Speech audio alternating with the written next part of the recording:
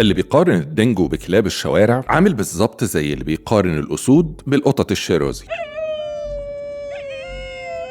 بعكس الكلاب اللي جاية من استئناس وتواصل بشري مستمر من أكتر من 15,000 سنة، الدينجو انفصل تطورياً في عزلة تامة جينية من أكتر من 5000 سنة في أستراليا. والمفاجأة إن العلماء لما حللوا DNA بتاع أنثى دينجو صحراوية لقوا 0 اختلاط بجينات الكلاب المنزلية أو كلاب الشوارع. يعني الدينجو مش كلب بيت رجع للبرية، ده مرحلة تطورية وسيطة بين الذئاب والكلاب. وفي الوقت اللي الكلب الحر أو كلب البيت بيعيش لوحده أو بيعيش في مجموعات مرنة مؤقتة، الدينجو بيعيش في قطعان عائلية ثابتة. وفي قطيع الدينجو بنلاقي سلوك غريب جدا، الأنثى المسيطرة بتقتل جراوي الإناث التانية، وده سلوك مش موجود أبدا في كلاب الشوارع أو الكلاب المنزلية. وبعكس تغذية الكلب الحر اللي بيعتمد أساسا على القمامة البشرية وقليل من الصيد، الدينجو صياد لحوم فقط وعلى قمة الهرم الغذائي في أستراليا، وجسمه غير متكيف مع النشويات في أكل البشر. يعني خلي بالك من النقطة دي، انت ممكن تدي لكلبك أو كلب في الشارع حتة عيش أو شوية رز وياكلهم ويهضمهم عادي جدا، بس الدينجو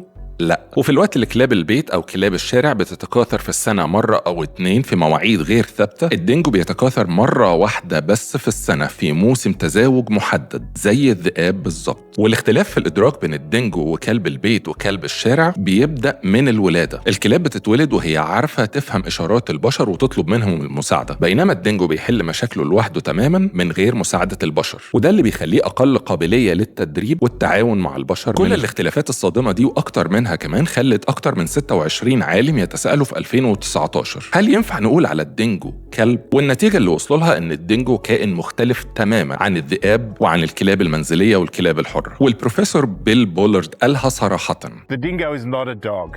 It is actually an intermediate between the wolf, the wild wolf and the domestic dog. يعني ببساطة الدينجو اللي في أستراليا